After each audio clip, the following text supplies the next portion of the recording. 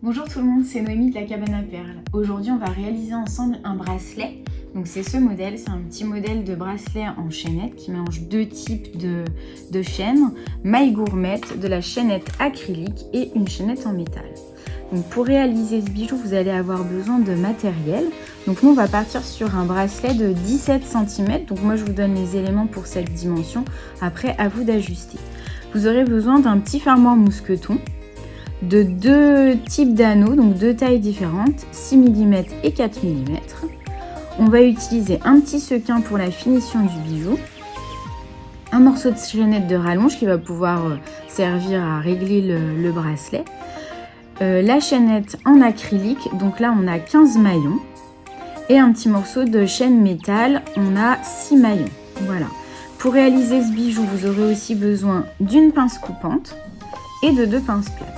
Donc tous ces éléments sont récapitulés dans la barre d'infos et nous on se retrouve tout de suite pour démarrer le bracelet. Alors on va démarrer en séparant les maillons de la chaîne acrylique. Donc on va compter 8 maillons. 7, 8.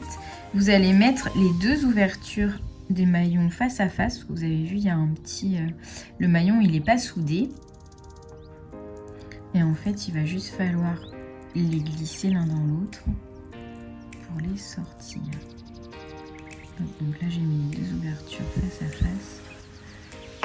Et voilà. Donc là j'ai mon morceau de 8 mailles. Et de l'autre côté le morceau de 7. Et au milieu on va accrocher la chaînette en métal. Alors pour accrocher la chaînette en métal, il va falloir créer dans la maille en métal une ouverture comme sur la maille de la chaîne en acrylique. Donc à l'aide de la pince coupante, vous allez venir vous mettre au niveau de la jonction. On donne un petit coup de pince, ça écarte un tout petit peu le maillon et on va pouvoir venir y glisser notre chaîne en acrylique. Hop, voilà. Donc là, on a le premier morceau qui est accroché. On va faire la même chose de l'autre côté. Donc là, je tourne la maille parce que l'ouverture, elle est là. Je donne un coup de pince coupante.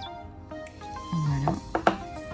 Et j'accroche mon deuxième bout.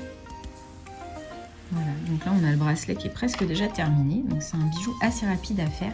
On va maintenant accrocher les différents éléments pour y mettre le fermoir mousqueton. Donc là on utilise deux pinces plates et on va ouvrir un anneau. Alors les anneaux, vous les ouvrez toujours comme ça, l'ouverture de votre anneau vers le haut. Vous mettez pour les droitiers la pince droite perpendiculaire et la pince gauche parallèle.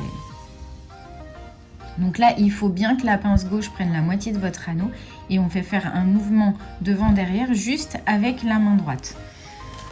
Voilà, on le glisse dans notre maille et on va venir y mettre le mousqueton. Voilà, et on va refermer l'anneau de la même manière. Je repositionne ma pince gauche parallèle à l'anneau et je bouge que la main droite. Donc vous faites l'inverse pour les gauchers.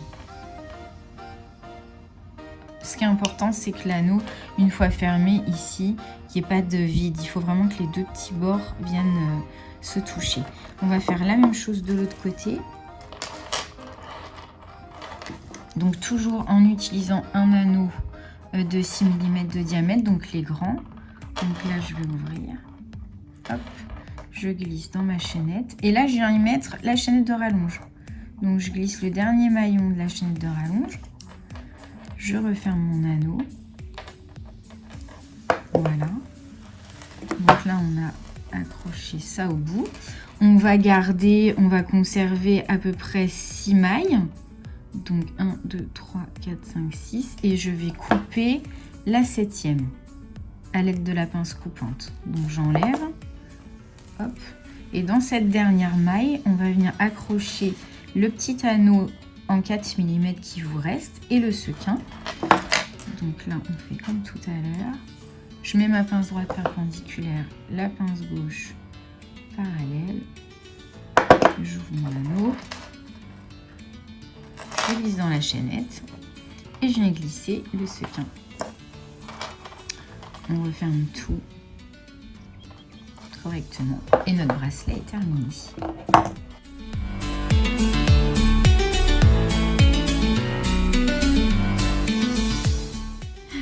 Voilà le petit modèle porté, donc c'est un bijou assez rapide à faire que vous pouvez décliner dans plein de couleurs.